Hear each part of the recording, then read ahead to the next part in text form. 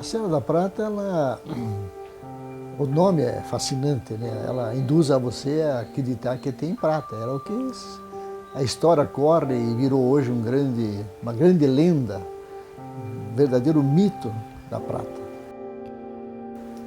E ela se perde nos tempos. Ela tem ligação com Capitão Mora, não era Capitão Mora, era um capitão na época da colonização ainda, recém-descoberta de Portugal com a América do Sul, a América brasileira, que era o Manuel Lemes Conde. Ele então conseguiu ser o tal do inspetor fiscal do Tesouro, só que ele descobriu uma outra propriedade. Para aquele que tinha essa função de fiscalizar, no caso da prata ele ganhava mais. Ganhava muito mais do que o fiscal de ouro.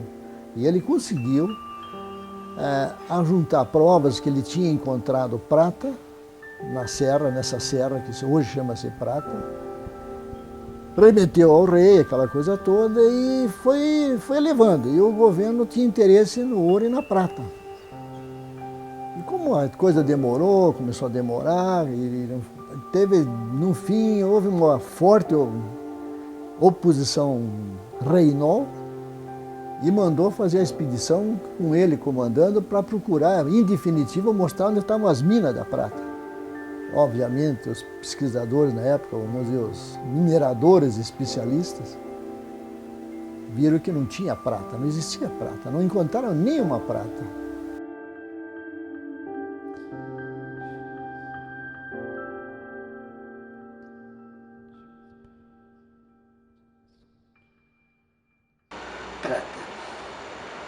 Prata tentativa, 1224. A prata induz as grandes buscas espanholas nos altos dos Andes, aquelas buscas todas. Imagina aqui no Brasil, primeiro uma serra da prata. E aí temos que dar um salto para a história do marumbinismo.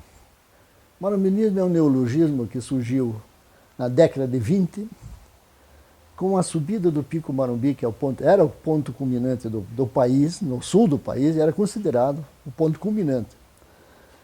E ela foi feita uma ascensão em 1879, quando começou o esporte do montanhismo no país, começou com o Marumbi. Aí foi criado um neologismo chamado marumbinismo, porque quem subia o Marumbi era o marumbinista. Quando chegou a década de 40, o grande geólogo chamado Reinhard Mach, tentando comprovar a teoria de Wenger sobre a formação da Gondwana, aquela coisa toda, e ela, nessa trabalho de perlustrar todo o horizonte geográfico do Paraná, ele colocado no Pico Marumbi, acabou descobrindo outras grandes montanhas, e muito mais alto que o Marumbi. Aí você já viu o que aconteceu. Começaram a luta dos montanhistas atrás desses pontos. Obviamente foi para o pico mais alto, que na época ele constatou que não era o Pico Marumbi, mas o pico que ele denominou de Paraná, em homenagem ao Paraná. E aí tudo se canalizou ao Paraná. Depois uma serra entre o Pico Paraná, a Graciosa, daí a Graciosa. Aí uma mais próxima ao Marumbi, chamada Farinha Seca, Farinha Seca. terminaram essas buscas todas, aí é tudo na década de 40 isso aí. O que aconteceu? Faltava a prata aqui. A prata tem ela é muito bonita. Conforme o horário do sol, ela é muito atraente, o perfil dela é muito bonito. E aí as buscas foram se canalizar em cima da Serra da Prata. Aí na época, dois bons escaladores, chamado Valdemar Bicken, conhecido como Gavião, um grande líder, autor de várias conquistas, e levou junto o Canguru, seu companheiro de algumas incursões. O Antônio Stengel Cavalcante, famoso piloto, hoje aposentado, e gente também muito fantástica. Então eles fizeram a primeira investida, e naquele tempo, a aproximação à Serra da Prata, você se fazia, só tinha um jeito, era de trem. Você tinha que pegar o trem de Paranaguá e desembarcar numa estação chamada Alexandra. É a única remanescente hoje das estações originais. Merece uma visita turística.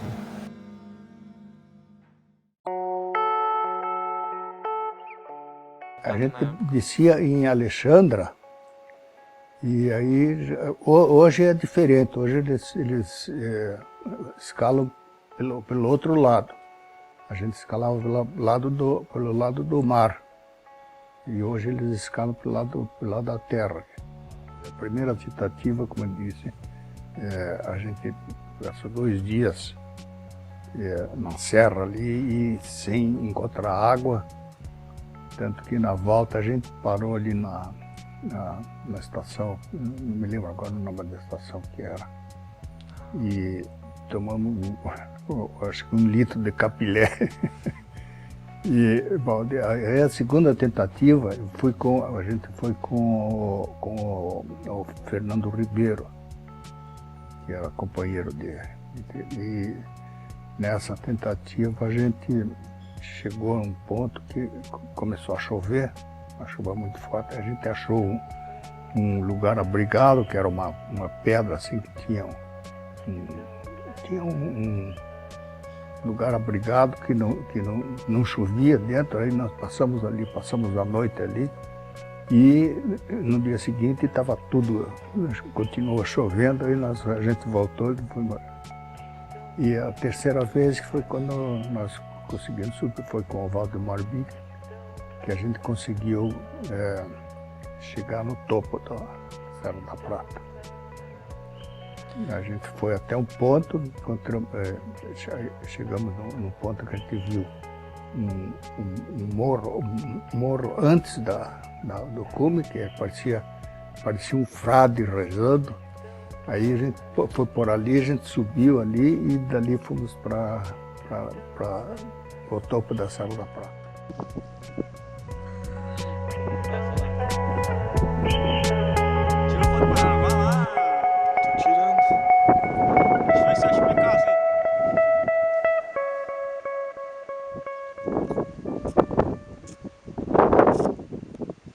Um outro grupo de escaladores, montanhistas, comandado por um que tinha sido idealizador da subida pela face leste, foi o cara que pensou em fazer a face leste, que é o famoso cipó, Fernando José Andrzejewski, já falecido, também um notável e notório escalador, que nem o Gavião, do mesmo grupo.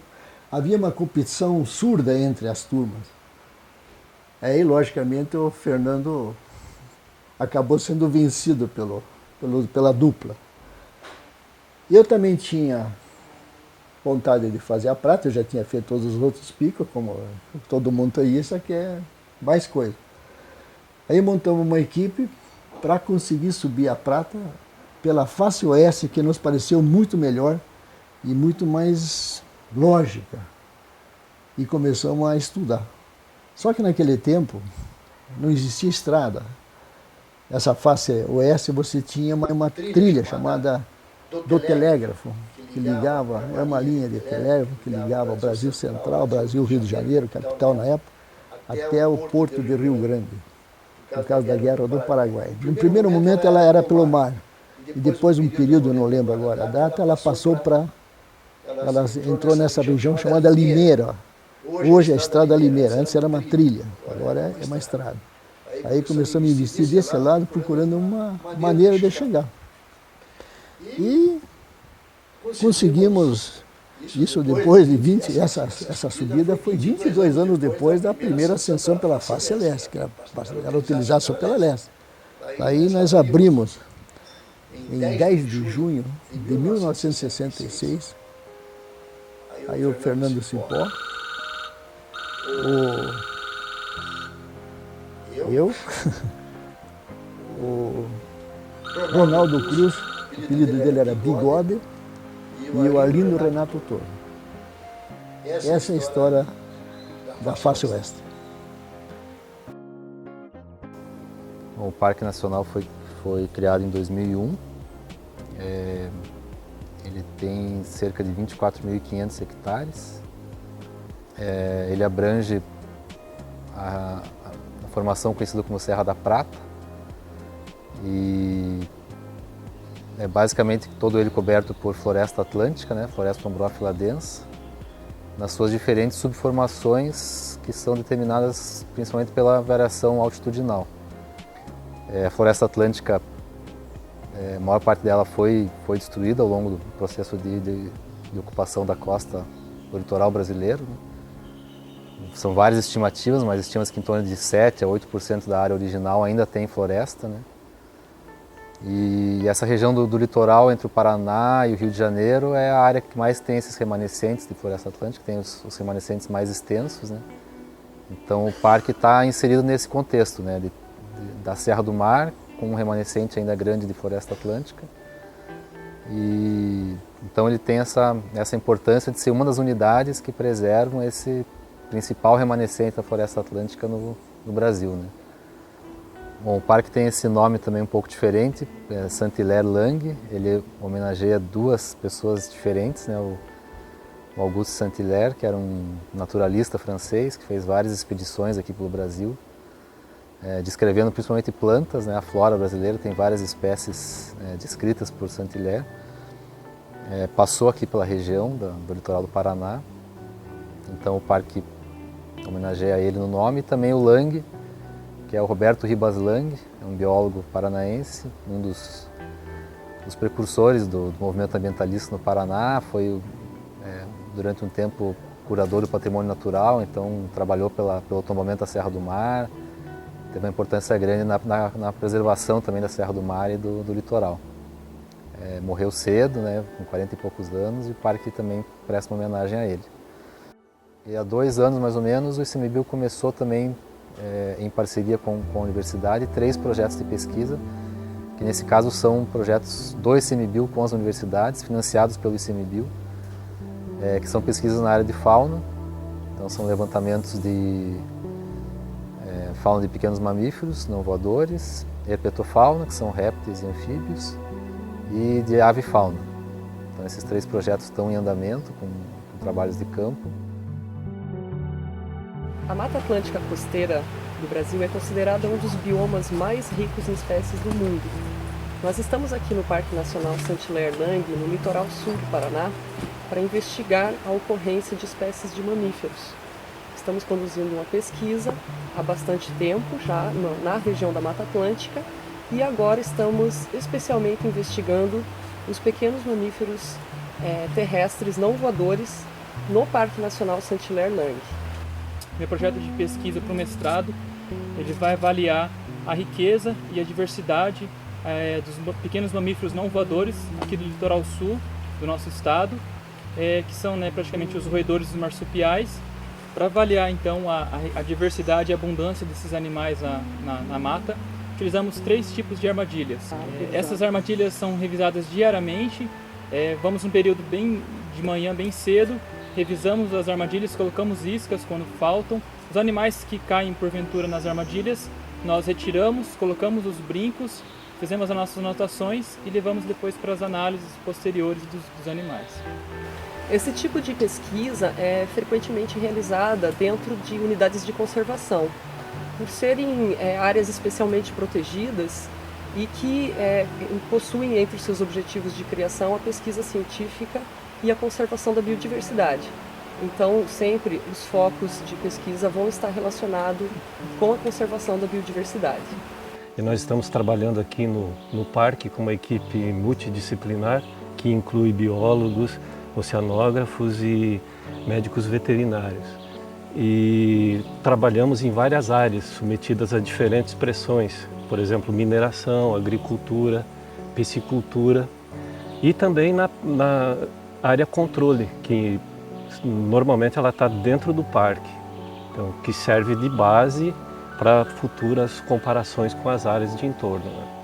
Bom, o estudo com as aves, né, começou esse ano e inclui captura com redes de neblina e censos por ponto de escuta. Até o momento nós temos mais de 200 espécies catalogadas, inclusive várias ameaçadas de extinção. E além da questão da biodiversidade em si, se avalia outras variáveis, por exemplo, a saúde das aves, que é tema de um mestrado sendo desenvolvido na Universidade Federal do Paraná também.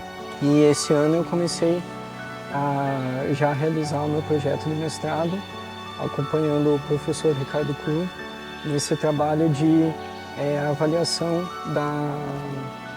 da ave e fauna da região do Parque Saint-Hilaire.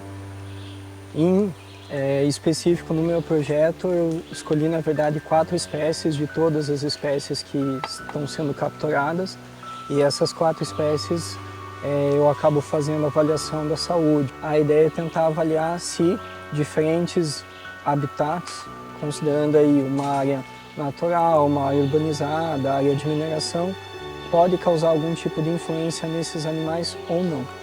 A ideia do projeto do mestrado é basicamente essa, ver se essas áreas diferentes têm diferentes tipos de ectoparasitos, o que acaba influenciando na saúde desses animais avaliados. O trabalho está no início ainda, né? Então é uma região de extrema importância, mas com poucos estudos conduzidos, né?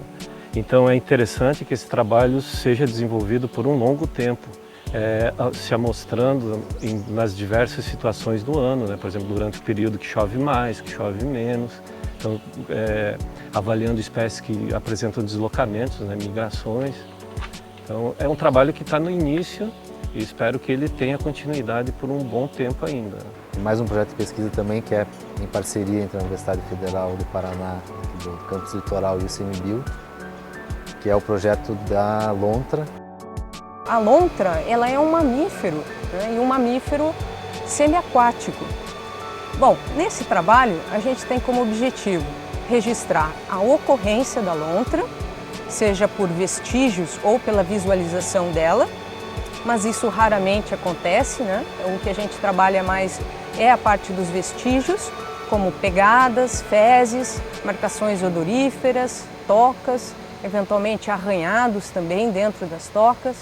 Tudo isso vai indicar para nós a presença dela naquela área e também se ela está utilizando ou não determinado local ao longo desses rios. O projeto está sendo desenvolvido desde julho do ano passado, né? Isso quer dizer julho de 2012, termina em julho de 2013 agora. E pela primeira vez, no mês de março agora, nós encontramos vestígios da lontra no Rio Santa Cruz, que é a área afetada. Desde julho do ano passado até agora, não havia vestígios dela na área afetada. Não foi a primeira vez que nós vimos. Bom, a partir dessa primeira etapa do projeto, surgiram muitas outras perguntas, né? E a principal delas diz respeito à relação do parque com o seu entorno. O que é isso?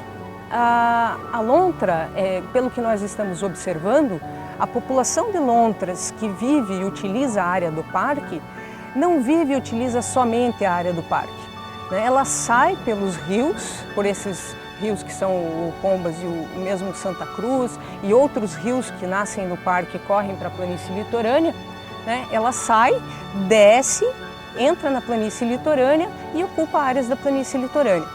Então quer dizer que a população de lontras que vive no Parque Nacional Saint-Hilaire-Langue também depende do seu entorno, né? E aí vem talvez a principal contribuição do estudo ao plano de manejo do parque, né? Porque nós temos que nos preocupar com a conservação da lontra dentro do parque, que é uma unidade de proteção integral, mas também temos que nos preocupar com a conservação da espécie no entorno do parque.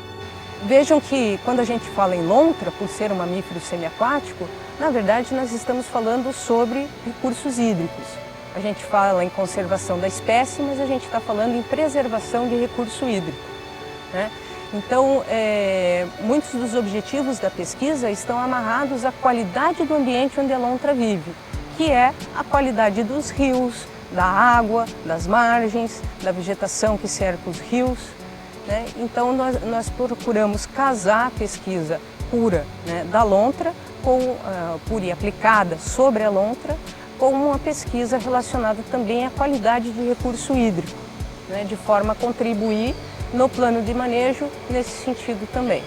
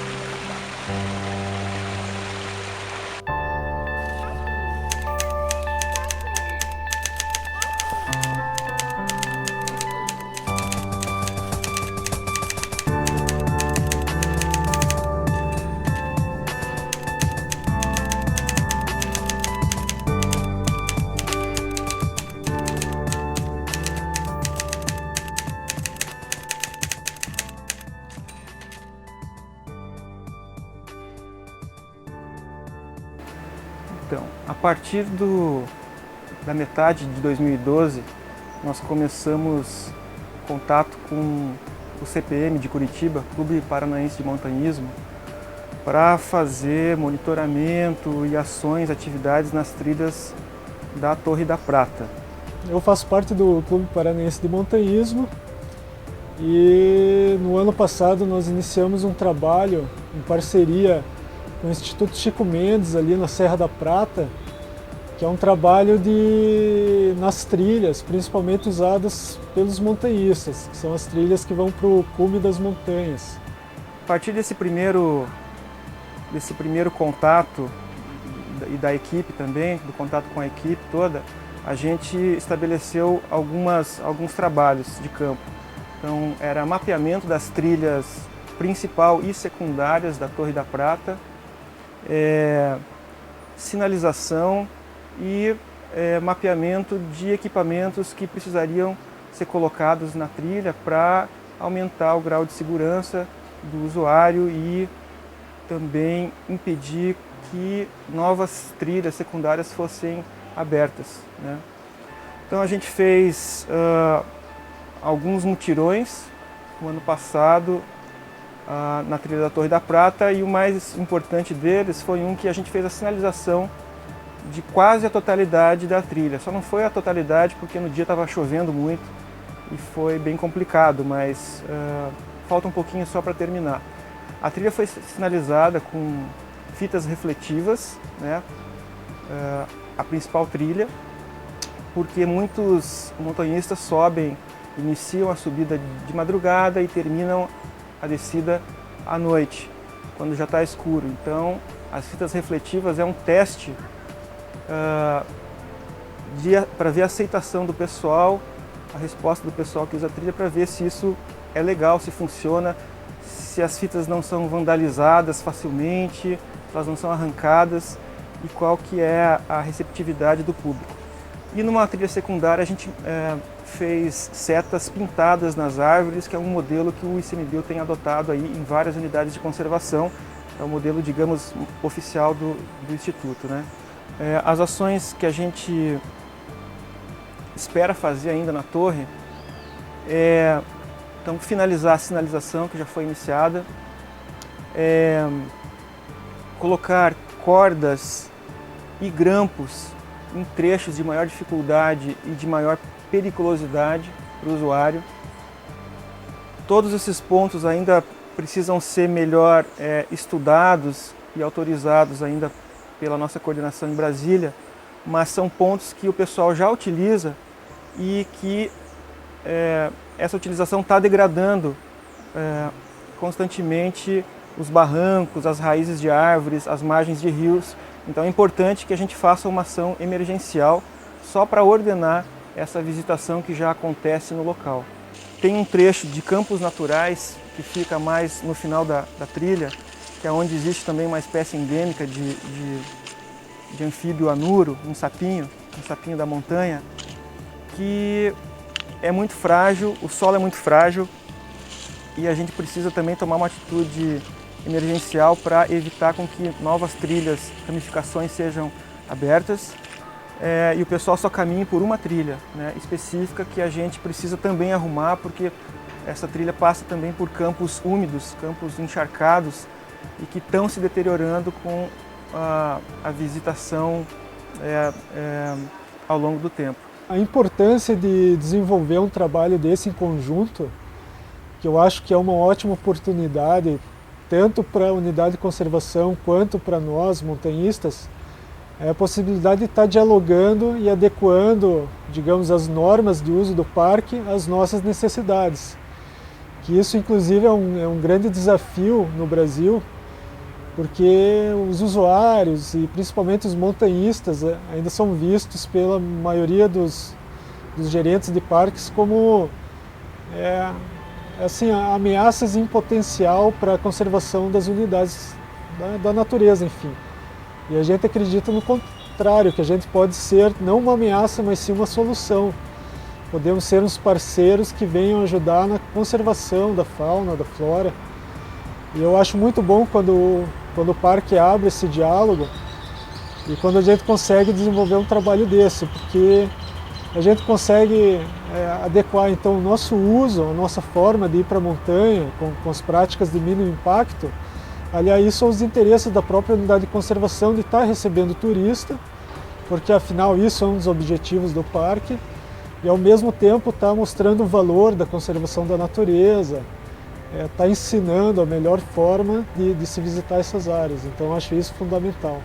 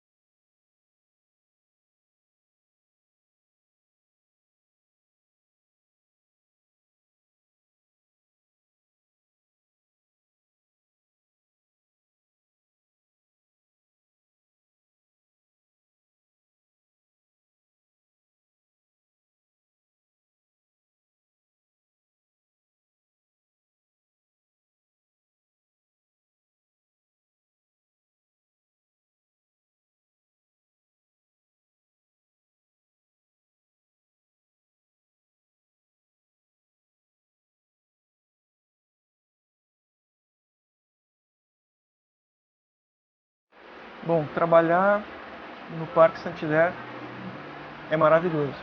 Não tinha domingo que eu passasse aqui em Curitiba. A minha atividade, a minha sensação de montanha vou te dizer assim, uma palavra fácil, é zen.